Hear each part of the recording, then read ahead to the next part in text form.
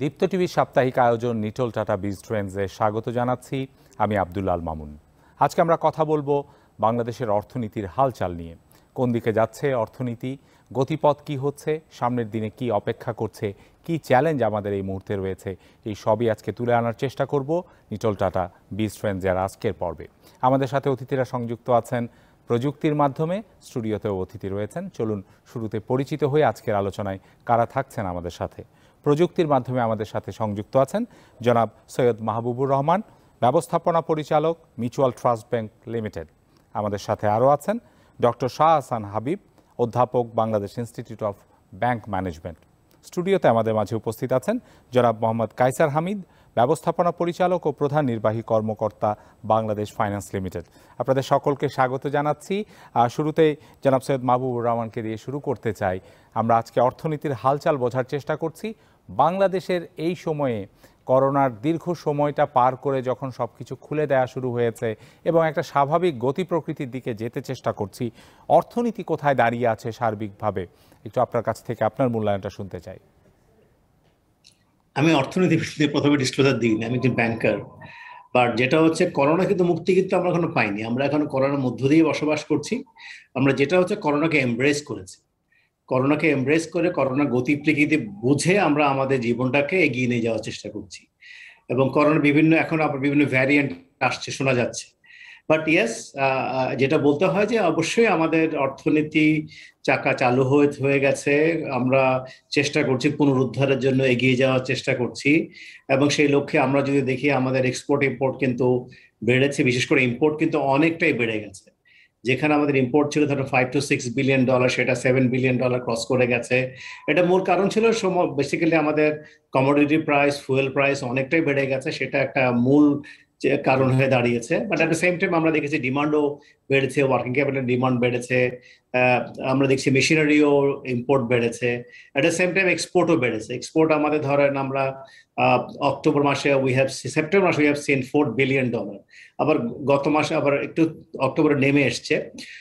So ওইভাবে যদি বলেন, আমাদের মোটামুটি আমরা কাজ শুরু হয়েছে। তারপর আমরা দেখতে পাচ্ছি ক্রেডিট গ্রোথ গত এক বছরে সর্বোচ্চ ক্রেডিট গ্রোথ দেখতে পেয়েছি আমরা। সো ওইভাবে যদি চিন্তা করেন, ইয়েস চলেছে। কিন্তু আমি বলবো যে এখনো কিন্তু ফুল আমরা রিবাউন্ড করতে পারি নাই। আমাদের চেষ্টা চলছে। দেন গ্লোবাল ইকোনমি যদি দেখি আমরা, কারণ আমাদের ডিপেন্ডেন্সি আছে এখন, তো এটা ওয়ান ওয়ার্ল্ড। তো সেখানে গ্লোবাল ইকোনমির ডিপেন্ডেন্সি আমাদের আছে। আবার ধরেন আমরা একটু এগোচ্ছি, আবার মাঝখানে এখন আবার অমরিকরণের জন্য আবার বিভিন্ন দেশ তাদের বর্ডার বন্ধ করে দিচ্ছে। হয়তো আবার ওখানে আবার কি ইম্প্যাক্ট আমরা জানি না। অমিক্রন নিয়ে আমরা বিস্তারিত কথা বলবো। ব্যাংকিং সেক্টরের অবস্থাটা কি এখন? আমি যেটা বললাম, আমাদের এখন এই মুহূর্তে যদি ব্যাংকিং এর কথা বলি, আমরা দেখতে পাচ্ছি যে লিকুইডিটি কিছু স্ট্রেস সিচুয়েশনে আছে। আমরা কথা বলছিলাম যে excess liquidity was confined to few banks. ধরে যাক মোটামুটি 12টা ব্যাংকে আপনার লিকুইডিটি কনফাইন্ড ছিল, বিশেষ করে শরিয়া বেস ব্যাংক এবং গভর্নমেন্ট ব্যাংকের মধ্যে। তারপর বাংলাদেশ ব্যাংক একটা সিদ্ধান্ত নিলে, সরকার সিদ্ধান্ত নিলে, তারা মার্কেট থেকে আপনার টাকা তুলে নিয়ে এসে যে বাংলাদেশ ব্যাংক বন্ড দিয়ে আপনারা কিছু টাকা তোলা হলো, আবার ওখানে গভর্নমেন্ট তুলছিল। বাট একটা জিনিস যেটা সিগনিফিকেন্ট আমাদের কমেছে, সেটা হচ্ছে আমাদের রেমিটেন্স। প্রায় 25% কিন্তু রেমিটেন্স কমে গেছে। ওটা is also creating lot of problem for us, বিশেষ করে ফরেন কারেন্সি। যে আমাদের একসময় দেখছিলাম যে টাকা was getting appreciated against dollar, সেই জন্য গভর্নমেন্ট বাংলাদেশ ব্যাংকের প্রায় $8 বিলিয়ন ইকুইভ্যালেন্ট টাকা কিন্তু মার্কেট থেকে তুলে নিয়েছিল ডলার কেনার মাধ্যমে। আদার হ্যান্ড এখন যেহেতু এখন আবার উল্টা সিনারিও হয়ে গেছে। এখন যেটা হয়েছে যে আপনার যেহেতু রেমিটেন্স কমে এসছে, প্রায় 25% কমে গেছে, এবং এটা প্রায় $1.5 বিলিয়ন মতো নেমে, যেটা একসময় প্রায় $2 বিলিয়ন এভরি মান্থ আমরা পেতাম। তাতে করে যেটা হয়েছে, যেহেতু টাকাও তুলে নিচ্ছে মার্কেট থেকে, একদিকে গভর্নমেন্ট তার বন্ড এবং বিলের মাধ্যমে, বাংলাদেশ ব্যাংক বিলের মাধ্যমে টাকা তুলছে, এবং একই সাথে প্রায় $2 বিলিয়ন ইকুইভ্যালেন্ট টাকা কিন্তু মার্কেট থেকে চলে যায়। এবং আপনি দেখবেন রিসেন্ট কালে সেই জন্য বাংলাদেশ ব্যাংক সিদ্ধান্ত নিয়েছে আগামী 1 মাস তারা বিলের মাধ্যমে টাকা মার্কেট থেকে তুলবে না, because market was getting pressurised or liquidity was getting pressured. On the other hand, যেটা হয়েছে, এতে করে যেটা হয়েছে, আমরা ডিপোজিট রেট দেখছি যে উঠে যাচ্ছে। বাংলাদেশ ব্যাংক গত অগাস্টে একটা সার্কুলার দিয়েছিল, যার মাধ্যমে বলেছিল যে fixed deposit, personal fixed deposit এবং রিটায়ারাল বেনিফিটেড ফিক্সড ডিপোজিট যদি থাকে, সেখানে আমাদের মিনিমাম ইনফ্লেশন রেট দিতে হবে। এখন inflation is also going up আমরা দেখছি ইনফ্লেশন গোয়িং, তার মানে কি আমাকে এখন এখানে 5.7 এর বেশি এখন দিতে হবে আস্তে আস্তে। বাট এটা যেটা করেছে অন দ্য আদার হ্যান্ড, এটা কিন্তু এখন আবার কর্পোরেট ডিপোজিটের উপর প্রেশার ক্রিয়েট করেছে। এখন কর্পোরেট যেখানে কোন রকম রেস্ট্রিকশন আপার হ্যান্ড বলেন লোয়ার হ্যান্ড বলেন কিছু ছিল না, সেখানে এখন আমাদের কর্পোরেট সব এখন সে বলছে যেহেতু ব্যাংকের টাকার প্রয়োজন, ওই 12-14টা ব্যাংক ছাড়া বাকি ব্যাংকগুলোর কিন্তু টাকার প্রয়োজন আছে, তো যখন টাকার প্রয়োজন হচ্ছে তারা কিন্তু এখন হায়ার রেট করছে। আমরা দেখতে পাচ্ছি যে রেট এখন 6 ক্রস করে চলে গেছে।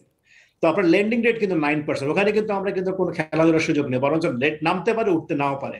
তো এইসব কিছু মেয়ে ব্যাংকের স্প্রেড সামনের দিকে মনে হচ্ছে এটা কমবে, কিছুটা চ্যালেঞ্জের মুখে এবং চাপের মুখে মনে হচ্ছে আপনার বিশ্লেষণ থেকে। কিছুটা আমি বলবো। আর এনপিএলটা একটা আছে, যেটা ধরেন আমাদের সামনে যেহেতু দিন পেমেন্ট মনিটরিয়াম ছিল, বিভিন্ন ধরনের ফ্যাসিলিটিস সরকার দিয়েছিল আপ টু ডিসেম্বর 2021। সামনের বছরে কি হবে, that also needs to be looked into, কিভাবে প্যান্ডেমিকটা শেপ নেয়, তারপর নির্ভর করবে আগামী সময়টা। জি, নিশ্চয়ই পরের অংশে এটি নিয়ে কথা বলবো এবং পাশাপাশি অমিক্রন নিয়েও একটু কথা বলবো যে সেটি কিরকম প্রভাব পড়তে পারে, কি ধরনের প্রস্তুতি রয়েছে। ডক্টর শাহ হাসান হাবিবের কাছে একটু জানতে চাই, আপনি কিভাবে দেখছেন এই সময়কার অর্থনীতির গতি প্রকৃতি, ব্যাংকিং সেক্টর, যে আলোচনাগুলো হলো এর বাইরে সংযুক্ত করার আর কি রয়েছে? জি, আমাদের ইকোনমি কিন্তু বেশ ভালোভাবেই রিকভার করছে। যদিও হয়তো সার্ভিস সেক্টরে কোনো জায়গাগুলো অনেক বেশি সেন্সিটিভ, যেগুলো এখনো রিকভার করতে সময় নিচ্ছিল, সেই পর্যায়েই কিন্তু আমরা ভ্যারিয়েন্টের কথাগুলো শুনছি এবং অনিশ্চয়তা তো ছিলই, এখন সেই অনিশ্চয়তা কিন্তু বেড়েছে। সো যার ফলে এইটা এই এই এই নতুন ভ্যারিয়েন্টের যে খবর, সেটা যে এই আমাদের রিকভারি প্রসেসটাকে একটু স্লোয়ার করবে, এটা এক্সপেক্টেড, এটা স্বাভাবিক। এখানে দেখবেন রিকভারি পর্যায়ে এটা কিন্তু আপনি যতটা না সেক্টরে ভাগ করতে পারেন, তার থেকে বেশি সাইজ ওয়াইজ ভাগ করতে পারবেন।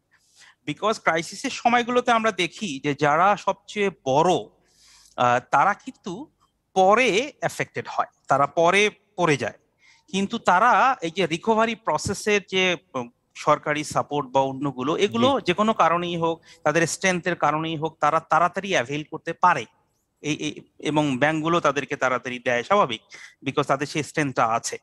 অন দ্য আদার হ্যান্ড যারা মাঝারি এবং স্পেশালি যারা ছোট, তারা কিন্তু সবচেয়ে আগে পড়ে যায়, কিন্তু ওদের এই বেনিফিট গুলো পেতে সময় লাগে। আমাদের দেশেও লেগেছে, এটা সারা পৃথিবীতে, আমাদের দেশে এটা আলাদা কিছু না। তো ওনাদের এটা পেতে সময় লাগে এবং রিকভার করতে সময় লাগে। সুতরাং সেইখানে একটা জিনিস পাবেন আপনি, যে বড়রা যতটা উঠে আসতে পেরেছে, ছোটরা কিন্তু উঠে আসতে সময় নিচ্ছে এবং এখনো কিন্তু সেই সময়টাতে যদি আরেকটি আঘাত বা এ ধরনের কোনো কিছু হয়, তাহলে নিশ্চয়ই সেটি ছোটদের জন্য, যেটি আপনি বলছিলেন। এবং আমরা জানি যে এখানে অভিযোগও রয়েছে যে ব্যাংকগুলোর বিষয়ে আঙুল তোলা হয়, যে তারা আসলে যেই পরিমাণ অর্থ দিতে চায় সেটি একটি বড় কোম্পানিকে বা বড় ক্লায়েন্টকে দিয়ে দিতে পারলে কেন এটি ভাগ করে 100 জনকে বা 1000 জনকে ছোট ছোট ইয়েতে যাবে। এটা কতটুকু সত্য মনে করেন? কারণ আমরা দেখেছি যে 20,000 কোটি টাকার প্রণোদনার ক্ষেত্রে যে সেটি আসলে মাঠে ঠিক মতো গড়াতে পারেনি। দেখেন, ব্যাংক এমন ভাবে স্ট্রাকচারটা ডিজাইন করা যে তারা ব্যাংকের ডিজাইনটাই কিন্তু বেসিক্যালি মিড এবং আপার ক্লাসকে অ্যাড্রেস করার জন্য। আপনি যখন লোয়ার ক্লাস বা ছোটগুলোকে অ্যাড্রেস করতে চান, তো স্পেশাল এফার্ট নিতে হয়। এটা কিন্তু আমাদের দেশ না, এটা সারা পৃথিবীতে তাই। এবং আমাদের দেশে এই ব্যাপারে বরং আমি বলবো ব্যাংকগুলো কিন্তু খুব কুইকলি অ্যাডজাস্ট করেছে, সময় নিয়েছে। বাট আপনি যদি দেখেন তাহলে দেখবেন যে প্রথমে যে জটিলতাটা ছিল সেটা কাটাতে কিন্তু বেশি সময় নেয়নি, বরং এই যে ছোটদের কাছে পৌঁছানোর চেষ্টাটা কিন্তু আছে। বাট ওই গ্যাপটা কিন্তু সবসময় থাকবে। লেট মি টেল ইউ, ব্যাংকের ডিজাইনটাই এমন যে তারা মিড এবং আপার ক্লাসকে অ্যাড্রেস করার জন্যই আসলে তাদের স্ট্রাকচারটা তৈরি। এছাড়া সাস্টেনেবল ফাইন্যান্সিং এর আওতায়, স্পেশাল প্যাকেজগুলোর আওতায় এসএমই যে শব্দটাকে আপনি ব্যবহার করছেন, এসএমই মানে তো সাইজ না, এসএমই মানে দুর্বল, তাই তো? মানে তারা দুর্বল, তাদেরকে আলাদা করে অ্যাড্রেস করতে হবে। সো এই তাদেরকে স্পেশালি অ্যাড্রেস করার যে ইনিশিয়েটিভ গুলো বাংলাদেশ নিয়েছে, সরকার নিয়েছে, সেগুলোতে ব্যাংকগুলো একটু পরে হলেও এগুলো কিন্তু জোরে সোরে অ্যাডজাস্ট করেছে। বাট তারপরেও কিছু জায়গায় পাশাপাশি সাম্প্রতিক সময়টাতে আমরা যেটি দেখলাম যে ডিজেল এবং কেরোসিনের দাম বৃদ্ধি, সেটি কি সার্বিকভাবে কোনো প্রভাব এখনো ফেলেছে বা ফেলবে বলে মনে করেন আপনি? মূল্যস্ফীতির সাথেও তার একটি সম্পর্ক রয়েছে। জি, হ্যাঁ, এটা ডেফিনেটলি এটার সাথেও একটা সম্পর্ক তো আছেই, বিকজ ফুয়েল প্রাইসেস এমন একটা জিনিস যেটা পুরো ইকোনমির সাথে connected. But at the same time আবার আপনাকে এটাও ভাবতে হবে যে ফুয়েল প্রাইসে আপনি কতটুকু সাবসিডি দিতে পারেন। একটা সার্টেন ধরেন এটা কিন্তু কোনো না কোনো দিক থেকে সেটা এফেক্ট করবে। আপনি যদি এক্সেসিভ সাবসিডি দেন, সেটা ব্যালেন্স অফ পেমেন্টে গিয়ে হিট করবে, সেটা আবার এক্সচেঞ্জ রেটকে গিয়ে হিট করবে, আবার সেটা প্রাইসিং এ গিয়ে হিট করবে। সুতরাং কোনো না কোনো ভাবে কিন্তু সেটা হিট করবে। সুতরাং আপনি একেবারে সব পুরো ফুয়েল প্রাইসকে সাবসিডি দিয়ে রাখলেন, সারা পৃথিবীর থেকে এখানে কম রাখলেন, যেখানে আবার আমাদের আশেপাশের দেশগুলোতে যদি ফুয়েল প্রাইস কম থাকে সেখানে কিন্তু ইলিগালি এখান থেকে চলে যাওয়ার একটা সম্ভাবনা তৈরি হয়। তো সেটা কোনো না কোনো ভাবে কিন্তু আসবে। সুতরাং আমরা যখন একটা মার্কেট ইকোনমি, একেবারে ফুয়েল প্রাইসকে পুরো দুনিয়া থেকে দূরে কিন্তু রাখা হয়েছে, মানে অনেক কম রাখা হয়েছে, তারপরে একেবারে কিন্তু দূরে রাখতে পারবেন না, রিয়ালিস্টিক কোন একটা জায়গার কাছাকাছি রাখতে পারবে। বাট এটাও সত্য যে এগুলো প্রাইসকে তো এফেক্ট করছে এবং করবে, এটাই ন্যাচারালি। এবং পুরো পরের অংশে আপনার কাছ থেকে পরের অংশে আপনার কাছ থেকে আরো কিছু বিশ্লেষণ শুনতে চাইবো। স্টুডিওতে ফিরতে চাই অতিথির কাছে, মোহাম্মদ কায়সার আহমেদের কাছে একটু জানতে চাই যে বলা হচ্ছে, অনেকেই বলেন যে এই সময়ের যে অর্থনীতি যেভাবে চিন্তা করা হচ্ছে বাংলাদেশে, এটা আসলে দরিদ্র অতি দরিদ্রদের বান্ধব নয়, মধ্যবিত্ত থেকে উচ্চবিত্তদের জন্যই যেন ইকোনমিটা নানা রকম সুযোগ সুবিধা দিচ্ছে। কতটা একমত হবেন আপনি? ধন্যবাদ। আমি বিষয়টাকে একটু দুইভাবে ব্যাখ্যা করে বললে আমার মনে হয় যে পিকচারটা আর একটু ক্লিয়ার হবে। আমরা কোভিডের ফার্স্ট ফেজ অর্থাৎ 2020 সালটা মোটামুটি ভালোভাবে সামলেছি। গভর্নমেন্টের যে ইনিশিয়েটিভগুলো নেওয়ার দরকার ছিল, সেন্ট্রাল ব্যাংকের যে ইনিশিয়েটিভ নেওয়ার দরকার ছিল, সেই ইনিশিয়েটিভটাতে কিন্তু আমরা অ্যাটলিস্ট 5.2% জিডিপি গ্রোথ আমরা রাখতে পেরেছি। এবং এই বছর প্রজেক্ট করা হচ্ছে যে আমরা 7%-এর উপরে জিডিপি গ্রোথ করব। কিন্তু এর মধ্য দিয়ে যেটা ঘটে যাচ্ছে নীরবে, আমাদের কিন্তু জনসংখ্যার প্রায় 15% জনসংখ্যা অতি দরিদ্রের মধ্যে বা দারিদ্রতার মধ্যে ঢুকে গেছে নতুন করে। সেকেন্ড হচ্ছে যে যারা জব হারিয়েছে কিংবা যাদের কর্মসময়টা কমে গেছে, ইনকামটা কমে গেছে, তাদের যে পুনঃস্থাপন, জবটা ফেরত পাওয়া অথবা ফেরত পেলেই তার ইনকামটা আগের জায়গায় নিয়ে আসা, এই জায়গাটাতেই কিন্তু একটা বড় ধরনের চ্যালেঞ্জ রয়ে গেছে।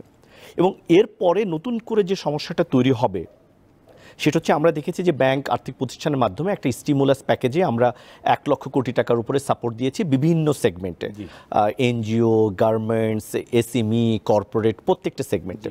এবং আমরা জানি যে এটা হচ্ছিল আপনার 1 বছরের ওয়ার্কিং ক্যাপিটাল ফ্যাসিলিটি। এই ফ্যাসিলিটিটা কিন্তু এখন মোরালে সবগুলো এক্সপায়ার করা শুরু করেছে। এবং এই ফার্স্ট ফেজে যারা নিয়েছেন, তারা প্রথম যে স্টেজে টাকাটা নিয়েছেন, সেই স্টেজে টাকাটা ব্যবহার করে বিজনেসটাকে অপারেশন করাতে কিন্তু তাদের কিছুটা সময় লেগে গেছে। আমরা দেখছি যে তারা 21 সালের মাঝামাঝি সময়ে বা প্রথমার্ধের শেষের দিকে এসে তাদের এই বিজনেসটা আবার রান করা শুরু করেছে বিভিন্ন স্কেলে, কেউ লিমিটেড স্কেলে, কেউ 80% ক্যাপাসিটিতে কেউ শুরু করেছে। ঠিক এই মুহূর্তে এসে কিন্তু তাকে ওই সুবিধাটা ডিসকন্টিনিউ করতে হচ্ছে। এটা কিন্তু আপনার নতুন করে একটা সমস্যা তৈরি করবে। এবং আপনি যেটা বললেন যে দরিদ্রদের জন্য ডিজাইন করা না বা দেখেন, আপনি ব্যাংক বা আর্থিক প্রতিষ্ঠান ইজ এ ফর্মাল ইকোনমি। তো ফর্মাল ইকোনমিতে যখন আপনি এদেরকে অন্তর্ভুক্ত করতে চাইবেন, তার জন্য যে ইনফ্রাস্ট্রাকচারটা ডেভেলপমেন্টের প্রয়োজন, সেটা কিন্তু এতদিনেও আমাদের বাংলাদেশের ব্যাংকিং আর্থিক যে কাঠামো, সেটাতে তৈরি করাটা সম্ভব হয়নি অনেকগুলো কারণে। একটা হচ্ছে যে এই লেভেলে রিচ করা is a costly business. Second হচ্ছে যে এইটার জন্য যে ডিস্ট্রিবিউশন চ্যানেল দরকার হয়, যে অবকাঠামোগত বা সুবিধাগুলো দরকার হয়, সেটা কিন্তু এখনও আমরা তৈরি করতে পারিনি, অথবা তৈরি করাটা অনেক কঠিন। তো তাদেরকে অ্যাড্রেস করার জন্য যে আমাদের দেশে মাইক্রো ক্রেডিট ইনস্টিটিউশন সহ যে ইনফর্মালভাবে এনজিও সহ যারা আছেন, এখন তাদের মাধ্যমে যদি আপনি ইফেক্টিভ প্ল্যানিংয়ে অ্যাড্রেস করতে না পারেন, তাহলে কিন্তু তাদেরকে বেনিফিট দেওয়ার জন্য, তাদেরকে সুবিধা করার জন্য যে অর্থনীতির কথা আমরা বলছি, সেটা দেওয়াটা কিন্তু একটু কঠিন।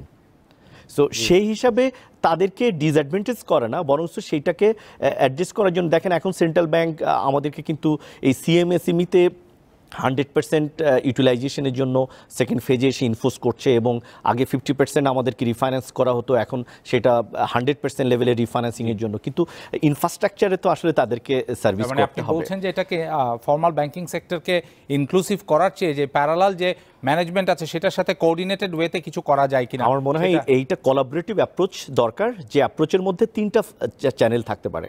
একটা হচ্ছে ব্যাংক আর্থিক প্রতিষ্ঠান, সেটার সঙ্গে মাইক্রো ক্রেডিট ইনস্টিটিউশনস এবং এমএফএসগুলোকে আপনি সেখানে সঙ্গে নিতে পারেন, অর্থাৎ যে মোবাইল ফাইন্যান্সিয়াল সার্ভিসেসগুলো আছে। সো আপনি ট্রানজ্যাকশনের জন্য যেহেতু ব্যাংক আর্থিক প্রতিষ্ঠানে আপনি ক্যাশ লেনদেন করে ওই ব্রাঞ্চ আপনার নাই, তো আপনি লোন ডিস্ট্রিবিউশন, কালেকশন এবং ট্রানজ্যাকশন মনিটরিং এই তিনটার জন্য যদি আপনি একটা কোলাবোরেটিভ ফ্রেমওয়ার্ক করা যায়, তাহলে এই পার্টিকুলার সেগমেন্ট নিয়ে যেটা আমরা কথা বলছি তাদেরকে আসলে ইফেক্টিভলি অ্যাড্রেস করা এবং যাবে, ইফেক্টিভলি তাদেরকে সার্ভিস দেওয়া সম্ভব হবে। আমাদের একটা বিরতির সময় হয়েছে, বিরতি থেকে ফিরে নিশ্চয়ই আরও কথা বলবো। দর্শক, আপনারা দেখছেন নিটোল টাটা বিজ ট্রেন্ডস। সময় হলো একবার বিরতিতে যাবার, নিশ্চয়ই আমাদের সাথেই থাকবেন।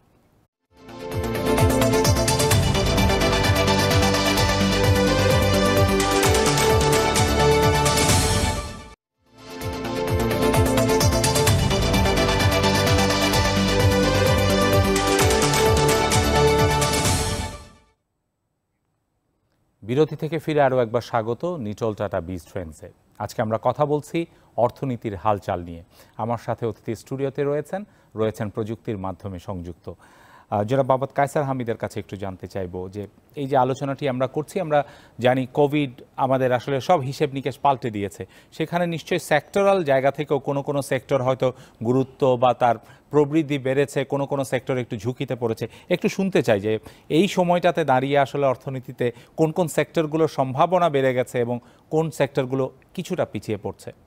জি, আমরা রিসেন্ট টাইমে যেটা লক্ষ্য করছি, যেটা মাহবুব ভাই বললেন যে ইম্পোর্ট বেড়েছে, ক্যাপিটাল মেশিনারি আনা বা র মেটেরিয়ালগুলো আনা, সেটার একটা আমরা গ্রোথ দেখতে পাচ্ছি। এবং আমাদের যে রেডিমেড গার্মেন্টস সেক্টর, সেখানে কিন্তু আমরা যথেষ্ট অর্ডার পেয়েছি এবং সেটাও আমরা আমাদের যে ভয় বা শঙ্কা ছিল তার তুলনায় আমরা অনেক বেশি ভালো করছি বলে আমাদের যে ডেটা সেটা শো করছে।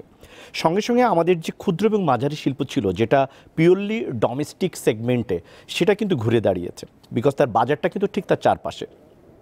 যদিও এটার সঙ্গে নতুন করে আপনি যেটা বললেন যে জ্বালানি একটা আবার ফার্দার ইফেক্ট করবে তাদের প্রাইসিংয়ে এবং রেভিনিউতে, সেটা একটা প্রেশার আসবেই, বাট তারপরেও কিন্তু সেই সেগমেন্টটা একটা ভালো করছে। এর মাঝখানে আমরা টেকনোলজি ড্রাইভেন যে বিজনেসগুলো দেখছিলাম, ই কমার্স যে বিজনেসগুলো দেখছিলাম, যেটা করোনার সময় বেশ ভালো করছিল, সেখানে আমরা বিভিন্ন কারণে আমাদের মনিটরিং পলিসি বা ইনফ্রাস্ট্রাকচারটাতে ওইভাবে তাদেরকে নিয়ন্ত্রণে না রাখতে পারার কারণে কিন্তু আমরা সেখানেও একটা হোঁচট খাওয়া, একটা স্থবিরতা আমরা দেখতে পাচ্ছি। সো আমরা এখনও কিন্তু আপনার সার্ভিস সেক্টরের জায়গায় রিকভারিটা আমরা এখনও দেখতে পাইনি ঠিকমতো। ট্যুরিজমে যারা ব্যবসা করছিলেন, এয়ারলাইন্সে যে ব্যবসাগুলো ছিল, ইন অ্যাসোসিয়েট যে বিজনেসগুলো ছিল, সেখানে আমরা একটা ইম্প্যাক্ট দেখতে পাচ্ছি। বিকজ আমাদের সঙ্গে যখন ব্যাংকিং ট্রানজ্যাকশনে তাদের যে রিকোয়ারমেন্ট রিপেমেন্ট, সেখানে কিন্তু আমরা এই ধরনের একটা প্রেশার দেখতে পাচ্ছি। সর্বোপরি আমাদের রেমিটেন্সেও কিন্তু একটা প্রেশার পড়েছে। তো রেমিটেন্সে কিন্তু আমরা অ্যাকচুয়ালি একটা বেনিফিট পাচ্ছিলাম। একটা হচ্ছে আপনার গভর্নমেন্টের একটা সাবসিডি কন্টিনিউ করছিল, সেটার সঙ্গে যেহেতু ট্রাভেলটা ব্যান ছিল, প্রত্যেক টাকাটা কিন্তু আমরা ফর্মাল চ্যানেলে আবার বাংলাদেশে পাওয়া শুরু করছিলাম। এখন কিন্তু সেই জায়গাটা আবার যেহেতু একটু রিল্যাক্সেশন আসছে, ট্রাভেলটা রেস্ট্রিক্টেড আকার হলেও ওপেন হয়েছে, সেখানেও কিন্তু আমরা আবার ব্যাংকিং ইয়ের বাইরে দেখছি চ্যানেলগুলো কিন্তু ব্যবহার বাড়ছে। সেক্ষেত্রে ফর্মাল ইয়েতে আমাদের রেমিটেন্স ইনফ্লোটাও কিন্তু কমেছে। তো সেটারও কিন্তু একটা ইম্প্যাক্ট আমরা দেখতে পারবো। এই রিলেটেড যে বিজনেস, যে ফ্যামিলির যে ডিপেন্ডেন্সি, সেখানেও কিন্তু আমরা এটার একটা নেগেটিভ ইম্প্যাক্ট দেখতে পাবো। সেই জায়গাটা নিশ্চয়ই আমরা একটু পরের অংশে অমিক্রন এবং সেই নিয়ে কথা বলবো, কিন্তু তার আগে আরেকটু বুঝতে চাই যে অন্যান্য সেক্টরগুলোর কি অবস্থা রয়েছে। আমাদের সাথে প্রযুক্তির মাধ্যমে সংযুক্ত আছেন জনাব সৈয়দ মাহবুবুর রহমান, ব্যবস্থাপনা পরিচালক, মিউচুয়াল ট্রাস্ট ব্যাংক লিমিটেড। জনাব রহমান, একটু জানতে চাই আপনার কাছে, যেটি হচ্ছে ব্যাংকিং সেক্টরের এই মুহূর্তে প্রধান চ্যালেঞ্জগুলো কি?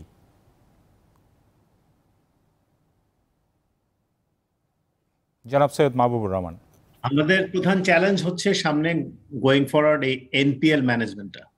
কেন ডেফিনেটলি এমনি ধরেন প্রি প্যান্ডেমিক টাইম নিয়েও আমরা যদি কথা বলি, সে সময় কিন্তু এনপিএলটাই কিন্তু আমাদের ব্যাংকগুলোর একটা মেজর ইস্যু ছিল, এবং এইটা আরো অ্যাগ্রিভেট করার চান্স আছে।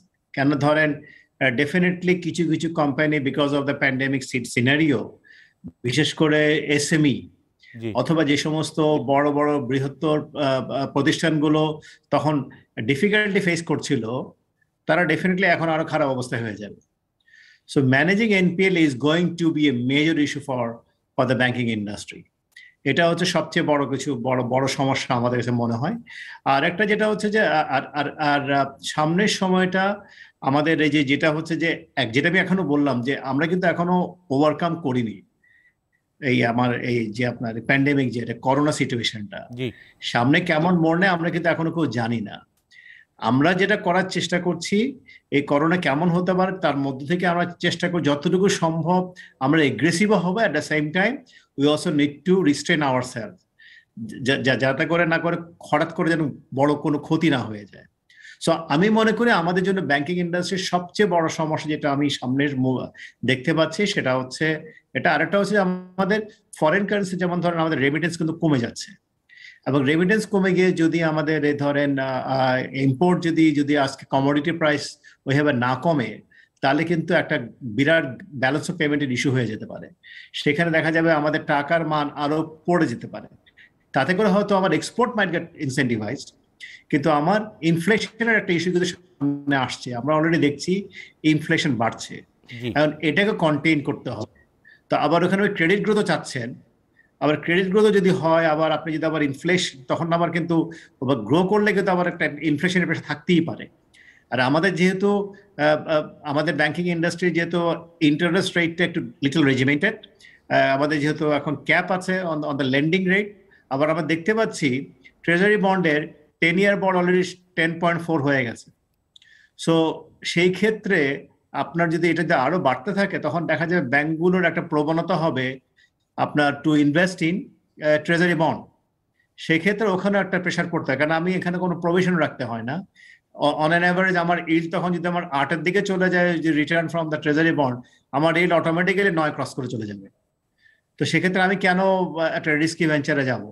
তো সেটাও কিন্তু একটা something we need to ponder, যে আসলে কেমনটা হতে পারে। এখানে আমি শেষ করছি আর কি। জি, একটু আপনার কাছ থেকে জানতে চাইবো, আপনি এনপিএল এর কথাটা বলছেন এবং এটাকে আইডেন্টিফাই করছেন, আপনি রিপিটেডলি এটা উল্লেখ করেছেন, তো সেই জায়গায় কোনো সুপারিশ আছে কিনা আপনার? বা এই সার্বিক পরিস্থিতি আমরা যদি দেখি, একটু বৈশ্বিক পরিস্থিতি ট্রেন্ডটা কিছুটা বোঝা যাচ্ছে, আমরা যদি একটু অ্যাজাম্পশন দাঁড় করাই, সেই অনুমিতির উপরে কি কোনো রকম সুপারিশ আপনি করবেন? সুপারিশ তো আমরা অনেকদিন ধরে বলে আসছি, আসলে আমাদের যে লিগ্যাল সিস্টেমটাকে হ্যাজ টু বি স্ট্রেনথেন। আমাদের এক্সাম্পলারি কিছু কাজ করতে হবে। ব্যাংকিং কোম্পানি একটা কিছু পরিবর্তন আসছে আমরা জানি, সেই পরিবর্তনগুলো তাড়াতাড়ি করে এনে এনফোর্স করতে হবে। আমাদের আইনের কথা যদি বলেন, আইন যে আমাদের নাই তা না, কিন্তু আমাদের অনেক ধরনের আইনই কিন্তু আছে। এটা enforceability is main issue, and also আমাদের লিগ্যাল প্রসেসের এক্সিকিউশনটা, ওটা অনেক লম্বা হয়ে যায়, 8 বছর 10 বছর লেগে যায়। তো দেখা যায় যে লোকগুলো ওখান থেকে ডিফল্ট করা শুরু করে। আগে একসময় সরকারি ব্যাংকে করতো, এখন প্রাইভেট সেক্টর ব্যাংকে করা শুরু হয়েছে, বিকজ আমরা একই সিস্টেমে একই সোসাইটির কাজ করছি। যদি সরকারি ব্যাংক থেকে লোন নিয়ে ডিফল্ট করলে কোনো সমস্যা না হয়, প্রাইভেট সেক্টর ব্যাংক থেকে লোন নিলে কোনো সমস্যা হবে না। তো এই জিনিসগুলো করা। আর একটা সবচেয়ে বড় একটা লাইন যদি বলি, আমাদের গভর্নেন্সকে ইমপ্রুভ করতে হবে। গভর্নেন্সকে যদি আমি পরিপূর্ণভাবে ইমপ্রুভ করতে পারি, প্রত্যেকের জায়গার কাজ আমি যদি মোটা দাগে গভর্নেন্সের ডিফাইন করি, যার যে দায়িত্ব দেওয়া হচ্ছে তার সে দায়িত্ব সে করবে এবং তার জন্য অ্যাকাউন্টেবল হবে। আমরা কেউ কারো রোল থেকে জবাবদিহিতা নিশ্চিত করতে হবে, অনেক কিছু হবে, এটা হচ্ছে ইম্পর্টেন্ট। জি, অনেক ধন্যবাদ। ডক্টর শাহ হাসান হাবিবের কাছে একটু জানতে চাই, আলোচনায় ইতিমধ্যে চলে এসছে, জনাব সৈয়দ মাহবুব রহমান বলেছেন যে আইনের কথা বলেছেন, নীতির কথা বলেছেন, একটু আপনার মূল্যায়ন শুনতে চাই। আমরা প্রায় সময় দেখি খুব দ্রুত সময়ে বাংলাদেশ ব্যাংক বলুন বা অন্যান্য রেগুলেটরি অথরিটিগুলো বলুন, নানা রকম সিদ্ধান্ত নিয়ে থাকে। আপনার কাছে কি মনে হয় যে অনেক বেশি অ্যাডহক বেসিসে আমরা খুব স্বল্প দৃষ্টি রেখেই দ্রুত সিদ্ধান্ত নিচ্ছি, নাকি আমাদের রেগুলেটরি ফ্রেমওয়ার্ক একটা সুবিন্যস্ত এবং সুদীর্ঘ পরিকল্পনার ভেতর দিয়ে এগুচ্ছে? আপনার মূল্যায়নটা শুনবো, কতটা এটা আমাদের অর্থনীতিকে একটা শক্ত অবস্থানে নিয়ে যাওয়ার জন্য যথার্থ অবকাঠামো আছে কিনা আইনগত? যদি বলেন যে কোভিড এর সময় যে ডিসিশন গুলো নেওয়া হচ্ছে, তা কোভিড এর সময় তো ডিসিশন আসলে আপনি লম্বা সময় ডিসিশন নেওয়ার জায়গা নেই। কোভিড এর সময় আপনাকে সব ডিসিশন শর্ট টার্মই হয়েছে, বিকজ আপনাকে বারবার অ্যাডজাস্ট করতে হয়েছে, চেঞ্জ করতে হয়েছে। আর আইনগত যে ডিসিশন গুলো, যেমন গভর্নেন্স এর কথা যেটা মাহবুব স্যার বললেন, যে গভর্নেন্স এর ব্যাপারটা তো আসলে কালচারের ইস্যু। এখন ধরেন ব্যাংকিং সেক্টর তো আর পুরোপুরি আমাদের ওভারঅল গভর্নেন্স কালচারের মাঝখানে হঠাৎ করে একেবারে ভালো গভর্নেন্স নিয়ে আমরা হাজির করা is not very easy. So এইখানে পরিবর্তনটা কিন্তু এই কালচারাল, এইটাকে প্রেসার দেওয়ার যে পরিবর্তন, যে আইনের পরিবর্তন, সেটা এনফোর্সমেন্ট, এটা সময় সাপেক্ষ ব্যাপার, এটা সময়ের ব্যাপার। এবং এইখানে আমার মনে হয় একটা আন্ডারস্ট্যান্ডিং এ বড় ধরনের পরিবর্তন করা দরকার গভর্নেন্স, যেটা আমার সবসময় মনে হয়, হয়তো ইট মে সাউন্ড, অনেকের কাছে ভালো সাউন্ড নাও শোনাতে পারে, যে এই যে আমরা গভর্নেন্সের মেইন জায়গায় যে প্রবলেমটা ফেস করি, সেটা হলো জবাবদিহিতার জায়গাটা থেকে। যে কি করে যেন আমরা ফাইন্যান্সিয়াল সেক্টরে, ব্যাংকিং সেক্টরে এই পারসেপশনটা আমরা দিয়ে দিয়েছি যে একটা কথা আছে না, গভর্নেন্স একটা বলি আমরা, যে গভর্নেন্সের উদ্দেশ্য কি? উদ্দেশ্য হলো যে শেয়ার হোল্ডারদের ইন্টারেস্টটাকে ম্যাক্সিমাইজ করা। এই কথাটা কিন্তু ব্যাংকের জন্য সত্য না। এই কথাটা আমরা ব্যাংকের জন্য ফিট ইন করিয়ে দিয়েছি যে ব্যাংকারদের মেন উদ্দেশ্য হলো আপনার শেয়ার হোল্ডারদের রিটার্নকে ম্যাক্সিমাইজ করা। No, it is not true for banker. ব্যাংকারদের জন্য সত্য কথা হলো, ফাইন্যান্সিয়াল সেক্টরের সত্য কথা হলো taking care of the interest of all stakeholders. আপনি ওনাদের স্বার্থও দেখবেন, ডিপোজিটরটাও দেখবেন, এই যে ব্যালান্সিং। এখন কথা হলো আমাদের যে কম্পোজিশন গুলো, সেই কম্পোজিশন গুলো দেখবেন যারা যারা হলো মাইনরিটি ওনার্স বলতে আমি মিন করছি ওই সেন্সে যারা শেয়ার হোল্ডার, তাদেরকে I should call them minority owners. Majority owners কিন্তু ডিপোজিটার্স। তো মেজরিটি ওনারদের জন্য যে ডিসিশন গুলো নেয়, অনেক সময় I should not say all boards, অনেক বোর্ড ভালো কাজ করছে, তার মধ্যে অনেকে হয়তো সেটা মেজরিটি ওনারদের ফেভারে নাও হতে পারে, ডিপোজিটারদের ফেভারে নাও হতে পারে। এন্ড দ্যাটস ওয়াই কিন্তু banks must be highly regulated. সুতরাং ওই জায়গাটা থেকে এই পারসেপশনটা আগে চেঞ্জ করা দরকার, that the board is not the majority owner of a bank, they are not the owner, they are the minority owners. এবং ওই রেসপন্সিবিলিটি ফিলিংটা, they should take care of the interest of the majority owners. মালিক শব্দটা বোধহয় বলা বন্ধ করে দেওয়া উচিত আমাদের ইয়াদের জন্য, চেয়ারম্যান বা বোর্ডকে, যে মালিক পক্ষ। সরকারি মালিকানাধীন ব্যাংক শুনতে ভাল লাগে না, কারণ যদি আমরা এটা বলতাম সরকারি খাতে পরিচালিত ব্যাংক, শুনতে ভালো লাগতো। বেসরকারি মালিকানাধীন ব্যাংক না বলে যদি বলি বেসরকারি খাতে পরিচালিত ব্যাংক, ব্যাংক কিন্তু সব দেশের। সরকারি ব্যাংক ডুবলে যে ক্ষতি হবে, বেসরকারি ব্যাংক ডুবলে ওই ক্ষতি হবে। এই পারসেপশনটা যদি আমরা সবার মাথায় একটু পৌঁছায় দিতে পারি, খুবই শক্ত ভাষায়। গুরুত্বপূর্ণ পয়েন্ট আপনি বলেছেন, কিন্তু এর পাশাপাশি রেগুলেটরি বডি বা অথরিটি, তারা কি ততটা শক্তিশালী ভূমিকা রাখতে পারে? কখনো কখনো কি মনে হয় যে যাদেরকে রেগুলেট করবে তাদের কাছে অসহায় হয়ে যায়, এরকম কি মনে হয়? দেখেন, এই যে বললাম, this is about the culture, it's entire. এটা পুরো দেশেই, পুরো দেশে কিন্তু আমরা একটা কমন কালচারের মধ্যে আছি। আমাদের কিন্তু আইন কিন্তু অনেক আছে, আসলে এনফোর্সমেন্ট উইকনেস কিন্তু অনেকগুলো খাতেই আছে। ইমপ্রুভমেন্ট কিন্তু হচ্ছে, ইমপ্রুভমেন্ট গুলো কিন্তু আমরা দেখছি। যেমন যদি আপনি ব্যাংকিং কোম্পানি অ্যাক্টে যে পরিবর্তন করা হয়েছে রিসেন্ট সময়ে, এটা কিন্তু একটা খুব সাহসী এবং খুব চমৎকার একটা পদক্ষেপ, যে আপনি উইলফুল ডিফল্টারদেরকে আইডেন্টিফাই করবেন। এটা একটা চমৎকার পদক্ষেপ। কিন্তু লেটস হোপ কি যদি আমরা ওই ধরনের জিনিসগুলোতে, সময় লাগছে কিন্তু ইনিশিয়েটিভ গুলো কিন্তু নেওয়া হচ্ছে, এবং সেটাকে যদি আমরা এনফোর্স করতে পারি, হোপফুলি তাহলে একটা বড় ধরনের পরিবর্তন আসবে। যেমন যে বললাম, কালচারাল পরিবর্তন করাটা আসলে একদিনে হুট করে আপনি পরিবর্তনটা আনতে পারবেন না, ইট টেক্স টাইম।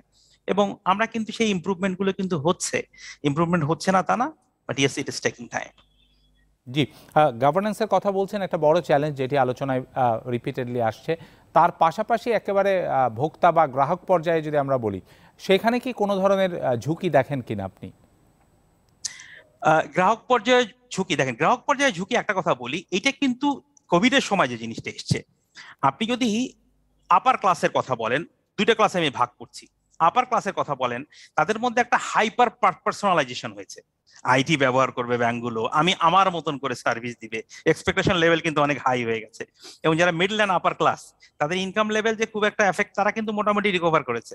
যার ফলে আমাদের কিন্তু ব্যাংকের কাছে আমরা আশা করছি ওনারা টেকনোলজি ব্যবহার করে পার্সোনালাইজ সার্ভিস দিবে আমাকে, আমার এক্সপেকটেশন লেভেল কিন্তু হাই হয়ে গেছে। কিন্তু লো ইনকাম ক্লাসের জন্য কিন্তু যে ব্যাপারটা রিভার্স ঘটেছে, লো ইনকাম ক্লাস কিন্তু অলরেডি তারা এফেক্টেড হয়েছে বেশি, ইনকাম একটা গ্যাপ বেড়েছে, এবং সামনের দিনে কিন্তু ওনার হাইপার ইনফ্লেশন হয়তো বা ফেস করতে যাচ্ছেন সারা পৃথিবীতে, বাংলাদেশ সহ। সেক্ষেত্রে ব্যাংকগুলো যদি ওনাদের প্রতি এক্সট্রা কেয়ার না নেয়, ওনাদেরকে আরো সেরকম প্রোডাক্ট যদি ওনাদেরকে দিয়ে সাপোর্ট না দেয় খুবই ডেলিকেট ওয়েতে, তাহলে কিন্তু ওনারা যে এক্সক্লুডেড যে জায়গাটা আছে, ওনাদেরকে ইনক্লুড করা কিন্তু সহজ হবে না।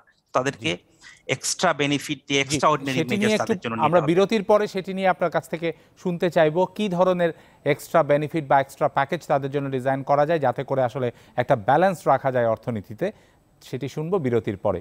দর্শক, আপনারা দেখছেন নিটল টাটা বিজ ট্রেন্ডস, কথা বলছি আজকে অর্থনীতির হালচাল নিয়ে। যাচ্ছি আরও একবার বিরতিতে, থাকুন আমাদের সাথেই।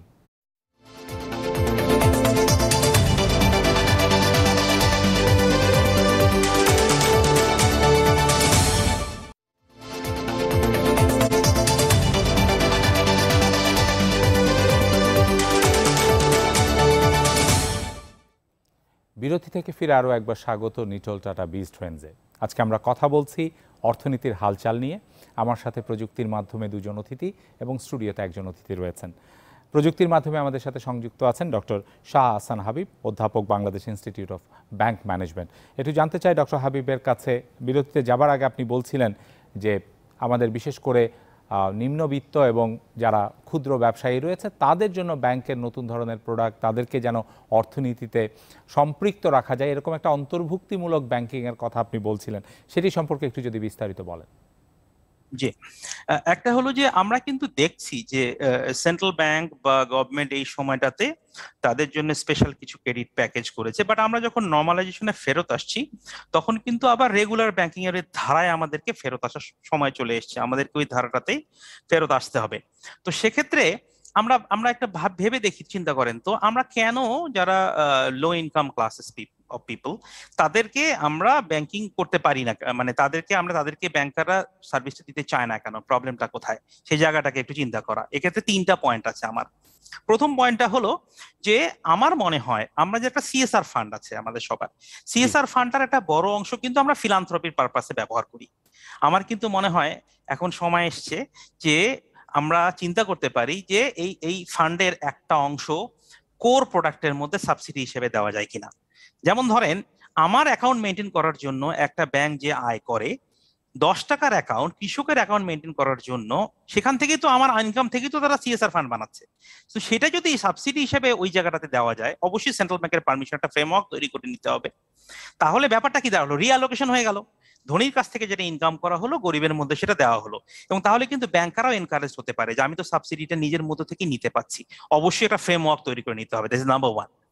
নাম্বার 2 হলো বাংলাদেশে কিন্তু এগ্রিকালচার সেক্টর বাম্পার প্রোডাকশন করেছে, আমরা প্রোডাকশনে খুব এগিয়েছি, আমরা বাংলাদেশে ফুড সিকিউরিটি অ্যাটেন্ড করেছি, কিন্তু যদি বলেন এগ্রিকালচারাল ফাইন্যান্সিং, ওই জায়গাটায় কিন্তু আমাদের দুর্বলতা থেকে গেছে, ওই জায়গাটা কিন্তু আমরা তেমন কিছু করতে পারিনি, এবং সেটার সাথে কিন্তু মার্কেটিং এর একটা সম্পর্ক আছে। সুতরাং এগ্রিকালচারাল মার্কেটিং এ কিন্তু কাজ করতে হবে, এগ্রিকালচারাল মার্কেটিং এ কাজ করলে অবশ্যই সাথে সাথে ফিনান্সিংটা হবে, আদারওয়াইজ আপনি কিন্তু কৃষকদেরকে এই ফাইন্যান্সিং এর মধ্যে আনা, that is very very difficult, that is second. Third হলো এই যে কোভিড এর সময় আমরা যে প্রবলেমটা ফেস করছি, আপনি সবাইকে লোকেট করতে পারছেন, আইডেন্টিফাই করতে পারছেন, ছোট ছোট এসএমই গুলোকে খুঁজে পাচ্ছেন না, কিন্তু তারা হারিয়ে গেছে, লোকেশন পর্যন্ত নাই। তাহলে আমরা তো বড় বড় কোম্পানি বা তাদের জন্য ইপিজেড বা এই ধরনের ইকোনমিক জোনগুলো তৈরি করছি। আমি কিন্তু মনে করি আমাদের ক্লাস্টার তৈরি করার প্রয়োজন হয়েছে। ক্লাস্টার মানে 50টা জুতার দোকান একসাথে থাকে, তাকে ক্লাস্টার বলে না। আসলে তাদের মধ্যে ইন্টারডিপেন্ডেন্স এবং কম্পিটিশনটাকে প্রমোট করতে হয়। ক্লাস্টার যদি আপনি ডেভেলপ করতে পারেন, সরকার যদি ক্লাস্টারগুলো ডেভেলপ করতে পারে, তাদেরকে কিন্তু একটা প্ল্যাটফর্মে পাবো আমি। তাহলে কিন্তু ব্যাংকগুলো ওই ছোট ছোট ফার্মগুলোর মধ্যে ক্লাস্টার ফাইন্যান্সিং নামে যে টেকনিকটা আছে সেটা অ্যাপ্লাই করতে পারবে। এখন ব্যাংকাররা যে ক্লাস্টার ফাইন্যান্সিংটা ব্যবহার করে, এটা কিন্তু মূলত ক্লাস্টার ফাইন্যান্সিং ওই অর্থে না, একটা অংশ ক্লাস্টার ফাইন্যান্সিং আছে, আর বাকিটা হলো ক্লাস্টারে ফাইন্যান্সিং। তার মানে এসএমই ফাউন্ডেশন কিছু ক্লাস্টার আইডেন্টিফাই করেছে, ওখানে কাউকে ফাইন্যান্সিং করলে ওনারা বলছেন এটার নাম cluster financing. It's not that. Cluster financing এর যে মডেলটা, অর্থাৎ গ্রুপ গ্যারান্টি, মানে ছোট ছোট ফার্মগুলোর যে কারণে লোন অ্যাক্সেস পায় না, সেই ওভারকাম করার যে টেকনিক, সেটা যদি আমরা, অর্থাৎ তাদেরকে শেয়ার্ড রেসপন্সিবিলিটি এন্ড শেয়ার্ড অ্যাকাউন্টেবিলিটির ভিতরে এনে সাপোর্ট করা, that is cluster model, cluster financing. So আমার মনে হয় এভাবে আমরা তাদের কাছে পৌঁছানোর একটা রাস্তা তৈরি করতে পারি ইন দ্য কামিং ডেজ। জি জি, অনেক ধন্যবাদ। জনাব সৈয়দ মাহবুবুর রহমানের কাছে একটু জানতে চাই, আমরা বিশ্বব্যাপী দেখতে পাচ্ছি, সম্প্রতি দেখেছি আমাদের পার্শ্ববর্তী দেশেও অমিক্রনের প্রকোপ বাড়ছে, শনাক্ত হচ্ছে, এবং যে হারে বিশেষ করে যেখানে আমাদের রপ্তানি হয় তৈরি পোশাক, সেখানে কিন্তু ইতিমধ্যে অনেকগুলো দেশেই এই ভাইরাসটি সংক্রমিত হয়েছে। তো সামনের দিনগুলোতে অমিক্রন কি একটি বড় রকমের ঝুঁকি হিসেবে আসবে কিনা সেটি আমরা কেউ জানি না, কিন্তু আমাদের প্রস্তুতির জায়গায় আমাদের এই মুহূর্তে কোন ধরনের প্রস্তুতিগুলো নিয়ে রাখা উচিত বলে আপনি মনে করেন? এখন অমিক্রন নিয়ে অনেক কথা হচ্ছে, but at the same time যেটা বোঝা যাচ্ছে এখন পর্যন্ত কোনো সিরিয়াস ইস্যু পাওয়া যায়, মনে করা হচ্ছে এটা মাইল্ড আকারেই আছে এখনো, যেটা মনে করেন বিভিন্ন যে কটা স্টাডি দেখা গেছে, sample is very small, but ওইভাবে মনে হচ্ছে। আমাদের আশেপাশে আজকে দেখলাম ভারতে বোধ হয় 2 জন বা 3 জন অমিক্রন পেশেন্ট আইডেন্টিফাইড হয়েছে। এখন ব্যাপারটা হচ্ছে কি, আপনি এটা তো বেসিক্যালি হয়েছে ইনইকুয়ালিটির জন্য। আমাদের ভ্যাকসিন যেটা করার কথা ছিল, যেভাবে ভ্যাকসিন হওয়া উচিত ছিল, এটা ইনইকুয়ালিটি হয়েছে।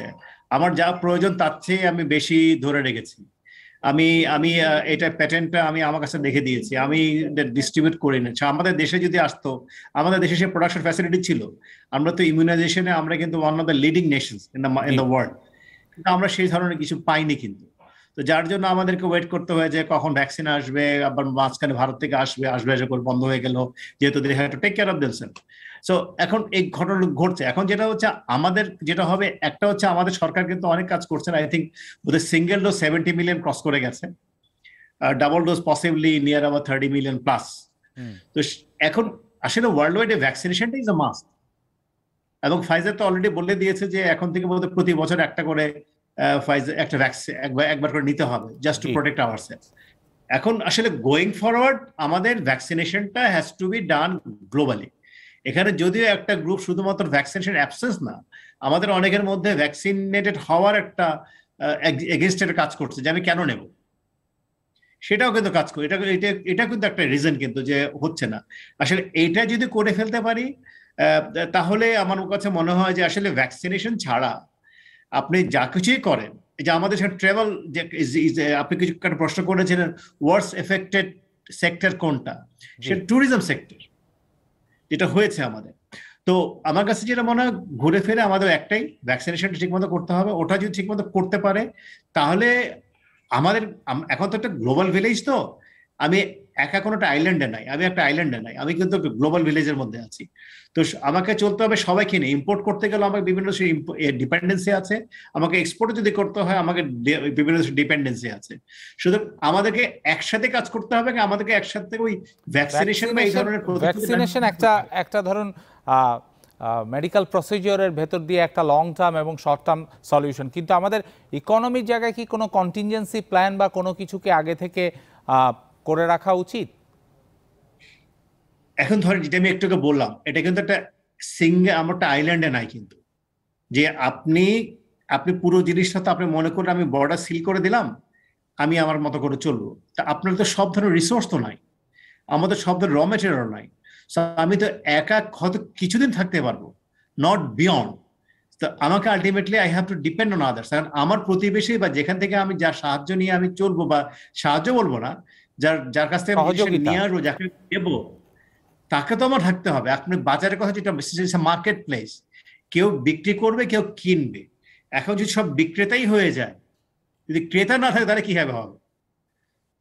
কম্বাইন্ড এফোর্ট, বুঝতে পারছো? সেখানে আমাদের সবাইকে বাঁচতে গেলে দ্যাট ইজ দ্য অনলি, আমি যদি আমার সেটা হচ্ছে আমার উত্তর হবে আর কি।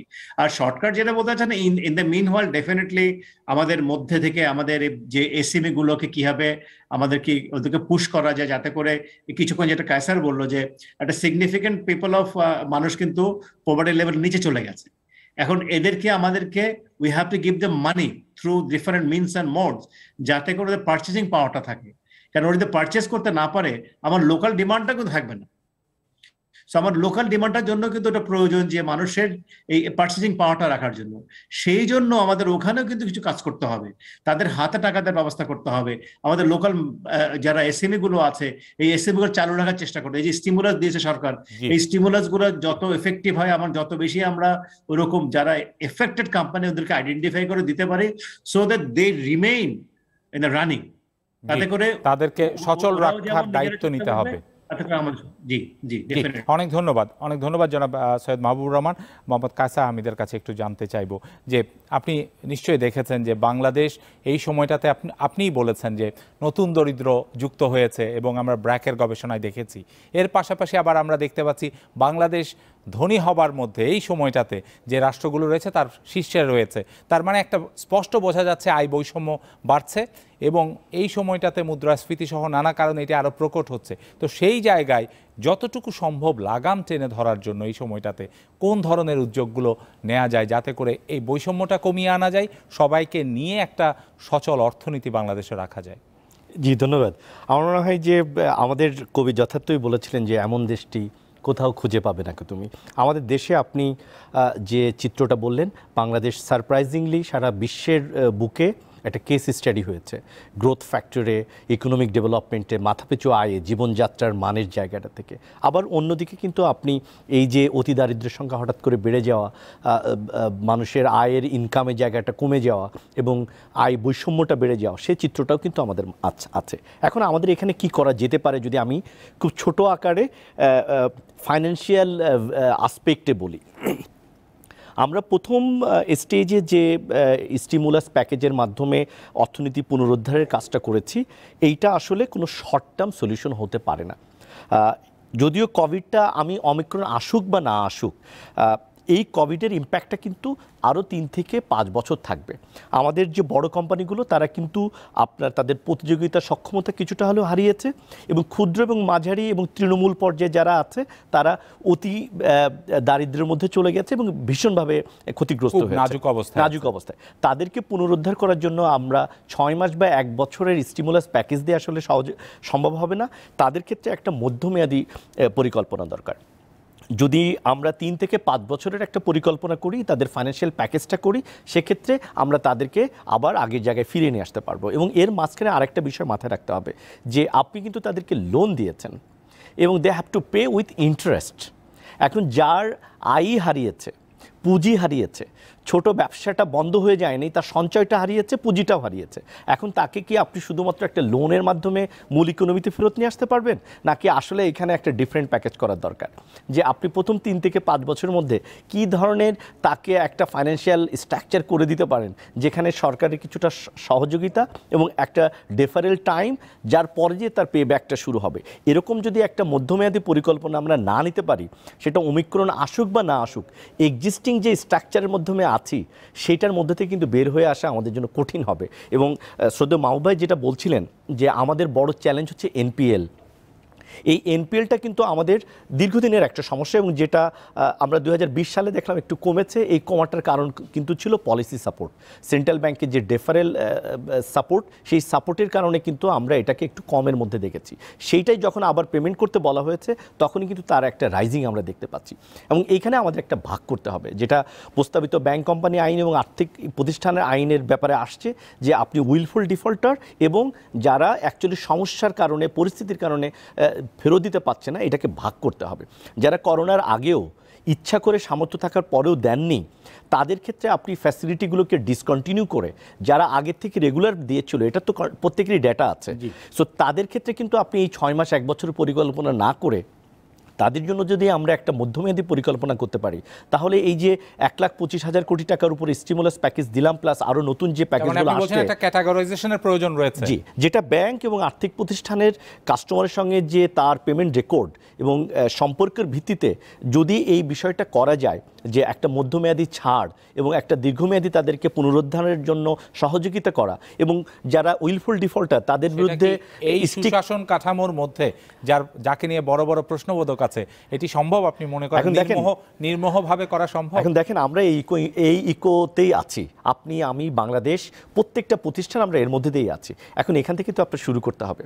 আপনি এখান থেকে শুরু করে যদি আমরা নজরদারি, তদারকিটা বাড়াতে পারি, সো আমার মনে হয় যে আপনি 100% যদি সফলতা নাও পান, আপনি যদি এখানে একটা বড় অংশে সফল হন, সেক্ষেত্রেও কিন্তু, যেমন আমরা দেখছি গভর্নমেন্ট ব্যাংকের পরে প্রাইভেট ব্যাংকগুলো ভালো করছিল, তার মানে এই এক্সিস্টিং এনভায়রনমেন্টে কিন্তু তারা ভালো করছিল, তাদের এনপিএল কম, তাদের ম্যানেজমেন্ট অনেক ভালো। তো আপনাকে তো শুরু করতে হবে।